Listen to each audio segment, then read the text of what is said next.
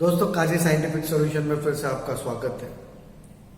बहुत से बच्चे इस वक्त परेशान होंगे और ये सोच रहे होंगे कि एग्जाम्स की डेट्स आ गई हैं, एग्जाम्स डिक्लेयर हो गए हैं, अब हम क्या करें, हमारा सिलेबस भी नहीं हुआ, हमने पढ़ा भी नहीं है और इतना साल भर या सेमेस्टर जो भी हमने कॉलेज में गुजारा है, स्कूल में गुजारा है और जो मेहनत की है, लेकिन हमारा रिवीजन भी सही से नहीं हो पाया और एग्जाम की डेट्स आ गई हैं। अब हम क्या करें, कैसे करें, पहचानने वालों को कैसे अपना मुंह बताएं, माँ बाप को क्या जवाब दें, दोस्तों को क्या करें, रिश्तेदार भी पूछेंगे, मेरा करियर भी शुरू होने से पहले ही खत्म हो जाएगा।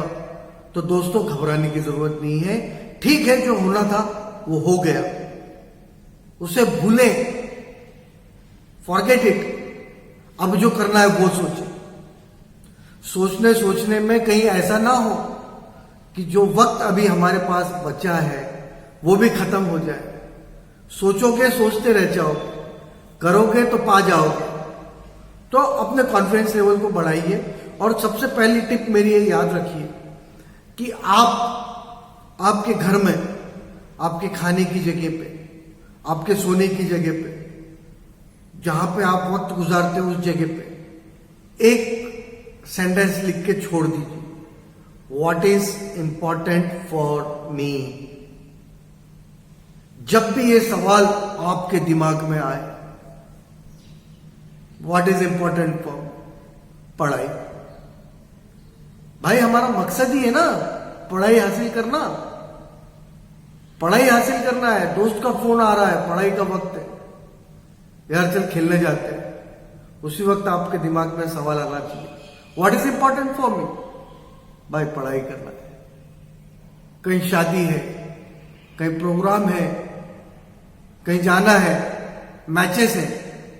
अरे भाई, मैचेस भी बाद में दिख जाएंगे, शादी वाले को बाद में मुबारकबाद दे देना। पहले दिमाग में ये सवाल, what is important for me. पढ़ाई पढ़ाई पढ़ाई पढ़ाई। आपका मकसद सिर्फ पढ़ाई है। आप जिस एज में हो, इस एज में आपका मकसद सिर्फ पढ़ाई है। मैं आपको एक बेस्ट एग्जांपल बताता हूं कि देखिए, सपोज इमेजिन कीजिए कि एक इंसान है जो रेलवे स्टेशन के वेटिंग रूम में बैठा है और वो वेटिंग रूम में आया है और उसके 2 घंटे बाद उसकी ट्रेन है, उसका रिजर्वेशन है। वो वहां पे बैठा है, वेटिंग रूम बहुत ही आलीशान है, वहां पे लाइट्स जबरदस्त डेकोरेटिव लगे हुए हैं, अंदर एसी भी लगा हुआ है, ठंडक है, टीवी भी चल रही है और उसमें आपके पसंदीदा चैनल्स भी हैं, मैगजीन्स भी रखी हैं, उसके सोफे, कुर्सी, जो भी चीजें हैं, सारी की सारी इंटीरियर चीजें आपका दिल लुभा रही है। तो वो इंसान वहां पे बैठकर अगर उन चीजों में गुम हो जाए तो क्या होगा? या तो उसकी ट्रेन छूट जाएगी, और अगर ट्रेन नहीं भी छूटती है और अनाउंसमेंट होता है तो हड़बड़ाहट में वो कुछ ना कुछ सामान, अपना जरूरी सामान जरूर भूल जाएगा। तो हमारी भी मिसाल कुछ इसी तरह है कि हमारे सराउंडिंग में जो चीजें हमारे लिए हैं, ये हमारे मोटिव को बढ़ाने के लिए, हमारी हिम्मत को बढ़ाने के लिए, हमारे करेज को बढ़ाने के लिए है, हमारे नॉलेज को बढ़ाने के लिए है। मोबाइल है, टीवी है, पेपर्स हैं, हमारे खेलकूद है, ये दोस्त हैं, ये सारी चीजें जो है ये हमारे सपोर्ट के लिए है। लेकिन हमने अपने आप को उस दायरे में बांध के रख दिया और हम उसी में गुम हो गए। और फिर जब एग्जाम्स की डेट आती है तो फिर हम हड़बड़ा जाते हैं, या तो हम फेल हो जाते हैं या जो हमें आता है वो भी भूल जाते हैं। तो मेरी एक चीज जो मैंने पहली टिप बताई कि what is important for me, ये हर जगह लिख के छोड़ो। ये दिखाई दिखा ना तो समझ जाना कि नहीं, मेरा मकसद सिर्फ और सिर्फ पढ़ाई करना है, वो कीजिए। सेकंड थिंग ये कीजिए कि आप अपने आप को अकेला कर दीजिए कुछ दिनों के लिए। सपोज आपके पास 2 महीने बचे हैं, 2 महीने में हम एग्रीगेट 60 डेज काउंट करके चलते हैं, तो 60 डेज के अंदर आपको अपने आप को अकेला कर लेना है। बिल्कुल अकेला तन्हा। मिलना है लोगों से ऐसा नहीं है, सामाजिक रहना है, लेकिन वक्ती तौर पर टाइम बॉन्डिंग के साथ अपना शेड्यूल बनाइए। जैसा मैंने टाइम मैनेजमेंट की मेरी सीरीज में बताया है, और गोल मैनेजमेंट में भी मैंने गोल सेटिंग में भी बताया था कि किस तरीके से छोटे छोटे टारगेट्स अपने सेट कीजिए। ठीक है, तो आप ये काउंट करके चलिए। जैसे अभी मैंने पिछले वीडियो, जिसने मेरा नहीं देखा है और जो मेरा वीडियो पहली बार देख रहा है, तो प्लीज मेरे इस वीडियो को लाइक जरूर कीजिए और मेरे चैनल को सब्सक्राइब जरूर कीजिए। तो जो पिछला वीडियो मेरा आया था कंसिस्टेंसी को लेके, निरंतरता को लेके, तो आप जो भी शेड्यूल आपका बनाओगे आपको उसमें निरंतरता लानी है। आप जब तक कंसिस्टेंसी नहीं लाओगे ना, आप कामयाब नहीं हो पाओगे। क्योंकि आप जो शेड्यूल बना रहे हो, जो टाइमिंग्स आप बना रहे हो, उसको अगर आप खुद फॉलो अप नहीं ले रहे हो तो बुक्स जो है वो तो अपने दिमाग में खुद से आएगी नहीं। ठीक है, फिर आप वो शेड्यूल बना लीजिए। ये सेकेंड टिप हो गई।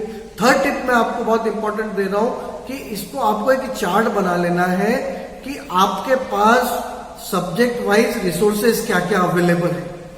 क्या आप यूट्यूब से पढ़ने वाले हो, क्या आप टेक्स्ट बुक से पढ़ने वाले हो, या आपने कोई कोचिंग लगाई थी तो उसके नोट्स आपके पास अवेलेबल है, क्लास वर्क जो आपने किया था वो अवेलेबल है, या फिर जो आप सेल्फ स्टडी करके आपने नोट्स बनाए थे वो नोट्स आपके अवेलेबल है।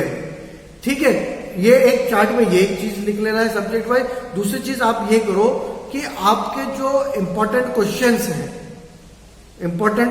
है उनको लिख लीजिए कि जो पिछले क्वेश्चन पेपर्स में क्वेश्चन पूछे गए हैं, जो मैक्सिमम टाइम पूछे गए, एक उनकी एक लिस्ट बनाइए, और जो कभी कभी पूछे गए हैं उनकी लिस्ट बनाइए, और दोनों के अंदर से ही आपका क्वेश्चन पेपर आएगा। ठीक है, ये एक सेकेंड चीज हो गई। थर्ड थिंग जो है, आपके जो चैप्टर्स पेंडिंग है वो चैप्टर्स की लिस्ट बनाइए, और सबसे पहले अपने शेड्यूल में उन चैप्टर्स को रखिए, क्योंकि वो आपने अभी तक पढ़े ही नहीं है। वो आपका वीकेस्ट पॉइंट है। कोई भी चीज जब टूटती है वजन पड़ने से, तो वो कमजोर भाग से ही टूटती है। तो जो हमारा कमजोर भाग है उसको पहले मजबूत बनाइए। ठीक है, अब ये चीज हो गई। उसके बाद आपको करना ये है कि डेली आपको कम से कम जो आप 8 घंटे का शेड्यूल बना रहे हो, आप उसको 10 घंटे का बनाइए, और जो 8 घंटे आप सोने में दे रहे हो उसको 6 घंटे दीजिए, और बाकी का टाइम जो भी आपका प्रेयर्स वगैरह का है और थोड़ी बहुत एक्सरसाइज का है, मेडिटेशन वगैरह का है, वो करिए। खाने पीने का टाइम भी आपका थोड़ा लिमिटेड कीजिए। ज्यादा खाओगे सुस्ती आएगी। जंक फूड तो अवॉइड ही कर देना इस पीरियड में, हेल्दी फूड्स खाइए। ठीक है, तो ये सारी चीजें जब आप करोगे और एक फिक्स बॉन्डिंग के साथ शेड्यूल बनाओगे और टाइम पंक्चुअलिटी के साथ आप काम करोगे, तो देखना आपका जब रिजल्ट आएगा तो आपके दिल का जो डर था, आप मेरी ये वीडियो लोगों तक जरूर पहुंचाओगे और लोगों से कहोगे कि ये वीडियो देख लो सर का, तो आपके जो है तो एग्जाम का डर निकल जाएगा। ओके, तो उम्मीद करता हूं कि मेरा वीडियो आपको बहुत पसंद आएगा और लोगों तक भी इसको जरूर पहुंचाए, और कमेंट में जरूर बताना कि ये वीडियो कैसा लगा। Okay, thank you for watching.